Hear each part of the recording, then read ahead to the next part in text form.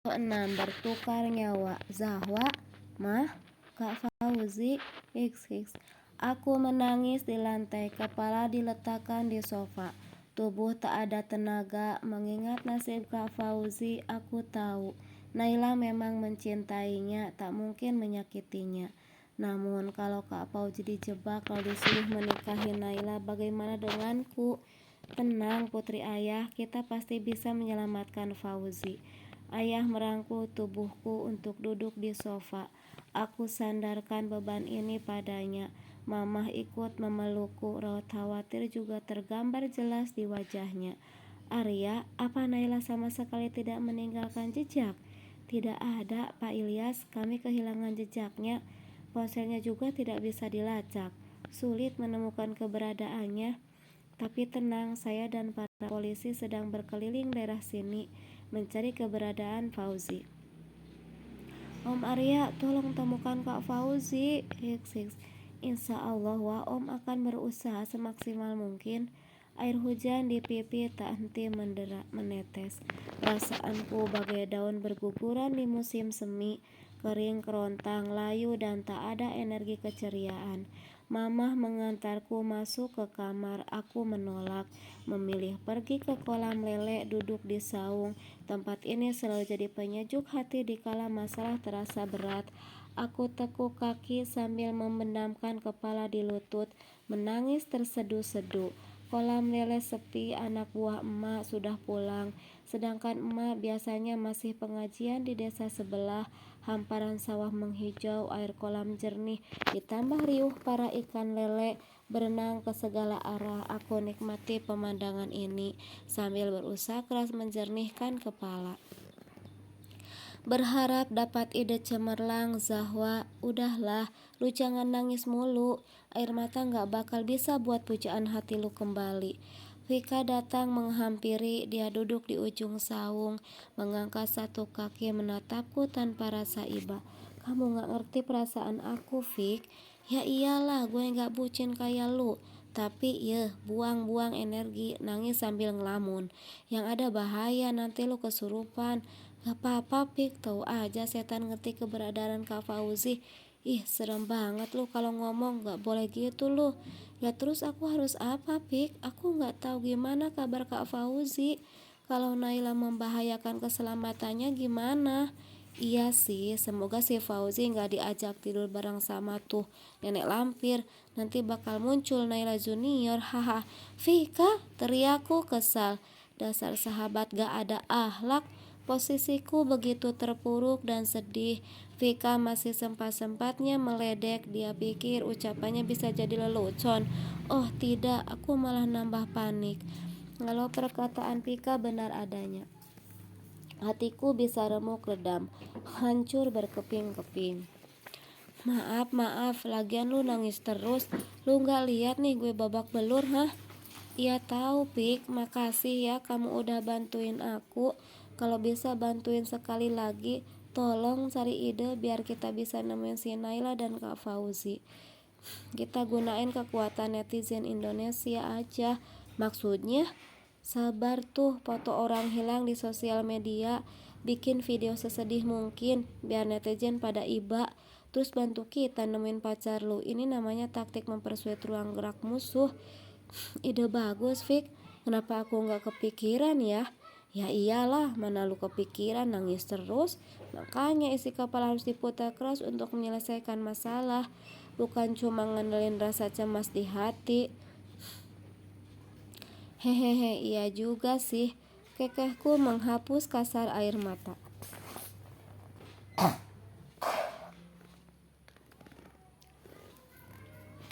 Tenang aja, gue yakin si Naila belum jauh. Dia masih berkeliaran di daerah sini. Oh iya, Nenek Gayu kan masih di rumah sakit jiwa daerah sini. Kita intai di sana, aku yakin dia pasti ke situ. Nah bener, akhirnya otak lu encer lagi. Bentar gue hubungin temen gue yang punya kenalan preman, biar mereka ngawasin daerah sekitar rumah sakit, terutama pasien bernama Nadia. Senyuman kembali terbit di bibirku. Beruntungnya punya sahabat seperti Vika. Selain isi pikirannya cemerlang, jaringan temannya juga luas. jadi mempermudahkan ruang gerakku. Makasih Vika, my bestie, ujarku memeluknya. Lepasin, teriak Vika panik. Dia langsung berdiri dan menjauh dariku. Ekspresinya begitu membengongkan, mirip orang ketakutan mau diperkosa.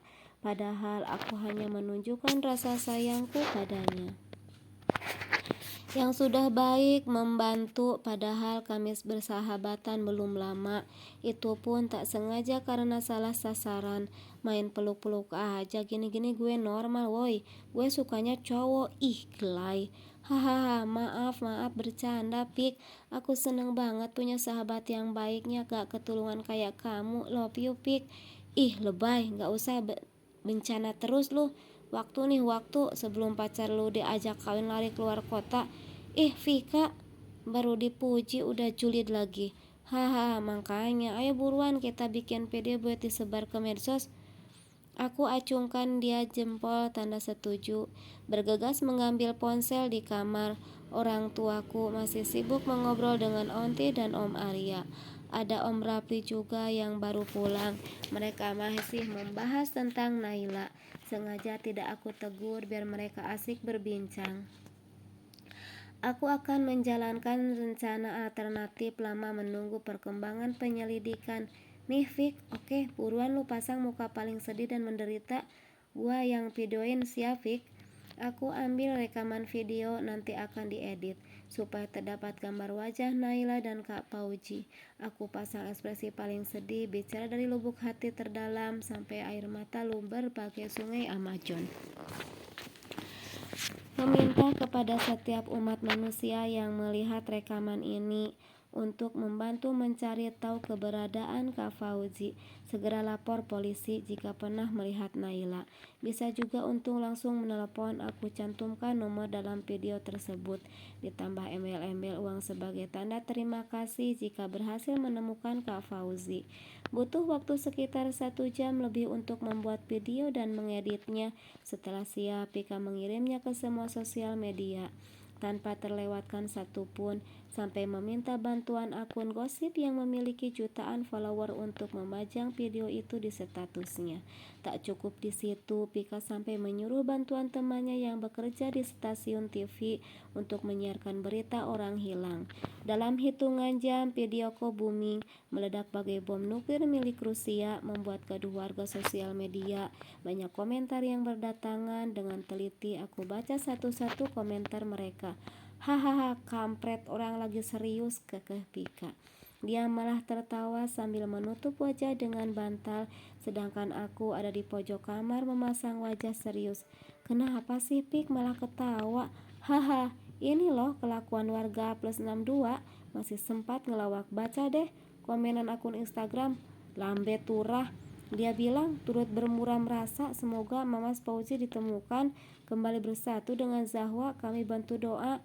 Ini kenalkan kucingku, namanya juga Fauzi. Semoga sedikit mengobati rindumu Zahwa. Sialan, kalau aku bertemu pemilik akun itu, aku siram dia dengan sambal mercon. Kalimat awalnya memang kata simpati, namun kalimat akhirnya kurang mengenakan. Untung kucingnya imut-imut, jadi mencegah hatiku untuk emosi. Sudahlah, malah bercanda. Maaf Wak, sensi amat lu. Tenang, pasti bakal ada info. Kapan? Udah berjam-jam baca kolom komen gak ada yang jelas. Om Arya juga belum ada kabar. Ya sabar, ini juga malam Zawa. Om Arya juga butuh istirahat. Aku mana bisa istirahat. Khawatir Fik, khawatir. Iya paham, ya gimana lagi. Yang penting kita udah usaha. Jangan lupa juga berdoa. Aku diam. Mungkin doaku masih kurang. Terlalu sibuk berusaha sampai lupa memaksimalkan doa. Aku ambil air wudhu, menggelar sajadah, melaksanakan sholat hajat. Waktu menunjukkan pukul 10 malam. Dari tadi aku sudah sholat isya. Namun mungkin doaku harus didorong dengan amalan sunnah supaya cepat sampai ke arsy, menembus langit ketujuh dan sampai pada yang maha kuasa. Sholat apaan lu? Hajat. Gua ikut Wak, tunggu. Vika bangkit dari kasur lalu mengambil air wudhu. Aku terharu perhatikan sikapnya. Kami belum lama berteman, tapi Vika begitu tulus.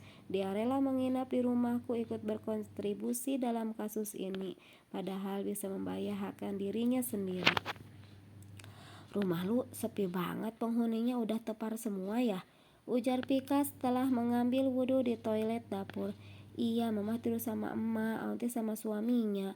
Pasti mereka udah tidur nyenyak, sedangkan aku merana menahan rasa gelisah di dada. Lebah lu, ayo sholat biar gak galau gelisah merana. Aku mengangguk lemah, bibir mengerucut, kening dilipat. Aku menarik napas dalam-dalam, membaca niat dan berusaha khusus sholat hajat. Vika sholat di belakangku 4 rakaat aku selesaikan sendiri, sedangkan Vika hanya 2 rakaat. Sesudahnya kami berdoa bersama, aku angkat kedua tangan, cukup kencang melafalkan doa. Vika menyahuti doaku dengan kata amin. Unek-unek dan beban di hati aku sampaikan pada pemilik kehidupan, berharap kasih sayangnya tidak ada tempat memohon pertolongan yang paling kuat selain kepadanya. Ribuan kilometer Naila membawa Kak Fauzi, meskipun sampai benua Eropa atau samudra Antartika, tetap saja Allah Maha melihat dan mengawasi. Manusia tidak akan bisa sembunyi, sekecil apapun dosa, yang Maha Kuasa tetap bisa melihatnya. Semua permukaan dan hamparan daratan maupun lautan yang ada, sejengkal pun tak luput dari pengamatannya. Wah, bangun! Vika mengguncang tubuhku cukup kencang, mata rasanya direkatkan lem, sulit terbuka. Padahal suara Vika begitu mengganggu gendang telinga. Kenapa sih, Pik?